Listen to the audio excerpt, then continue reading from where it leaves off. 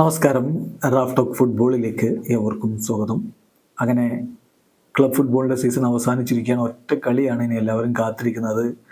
UEFA champions ലീഗിൻ്റെ ഫൈനലാണ് 1-ാം തീയതി വെംബ്ലിയിൽ വെച്ചിട്ട് റയൽ മാഡ്രിഡും ബൊറൂസിയ ഡോർട്ട്മുണ്ടും തമ്മിൽ ഏറ്റുമുട്ടുന്നതോടുകൂടി സീസൺ പരിപൂർണമായിട്ടങ്ങ് തീരും.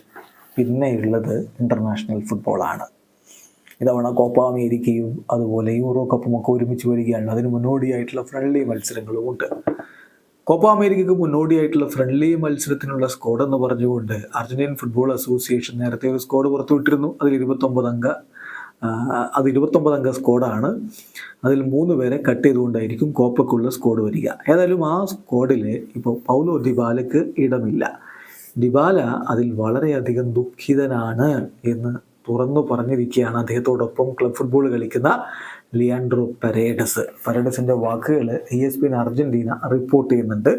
അതിൽ കൃത്യമായിട്ട് പരേഡസ് പറഞ്ഞു വെക്കുന്നു, ഞാൻ ഡിബാലയെ കണ്ടത് വളരെ ദുഃഖിതനായിട്ടാണ്. I saw Paulo very sad. അദ്ദേഹത്തെ കോപ്പ അമേരിക്ക സ്ക്വാഡിൽ നിന്ന് ഒഴിവാക്കിയതിൽ വലിയ ദുഃഖമുണ്ട്. പക്ഷേ എനിക്കറിയാം അദ്ദേഹം വളരെ സ്ട്രോങ് ആയിട്ടുള്ള ആളാണ്. ഈ ഒരു പീരീഡിലൂടെ അദ്ദേഹത്തിന് കടന്നു പോകാൻ പറ്റും, തിരികെ വരാൻ പറ്റുമെന്ന് ഞാൻ വിശ്വസിക്കുന്നു എന്നാണ് പരേഡസ് പറഞ്ഞിരിക്കുന്നത്. നമുക്കറിയാം പൗലോ ഡിബാല കഴിഞ്ഞ വേൾഡ് കപ്പ് സ്ക്വാഡിലൊക്കെ ഉണ്ടായിരുന്നു.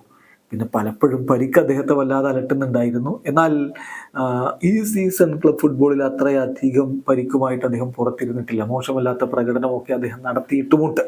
എന്നിട്ടും എന്തുകൊണ്ട് അദ്ദേഹത്തിന് കോപ്പ സ്ക്വാഡിലേക്ക് ഇടം ലഭിച്ചില്ല എന്നുള്ളതൊരു ചോദ്യം തന്നെയാണ്. അതിനുള്ള മറുപടിയായിട്ട് അർജന്റീൻ മാധ്യമങ്ങളൊക്കെ റിപ്പോർട്ട് ചെയ്തത്, ഡിബാല കളിക്കുന്ന പൊസിഷനിൽ മറ്റ് താരങ്ങളുണ്ട്, അത് കവർ ചെയ്യാൻ മറ്റ് താരങ്ങൾ അവൈലബിൾ ആണ് സ്കലോനിക്ക്, അതുകൊണ്ടാണ് അദ്ദേഹം ഡിബാലയെ ഒഴിവാക്കിയത് എന്ന്. ഏതായാലും ഡിബാലയെ സംബന്ധിച്ചിടത്തോളം ലാ ജോയ എന്ന വിളിപ്പേരിൽ ആരാധകരെ വളരെയധികം നെഞ്ചേറ്റുന്ന താരമാണ് ഡിബാല.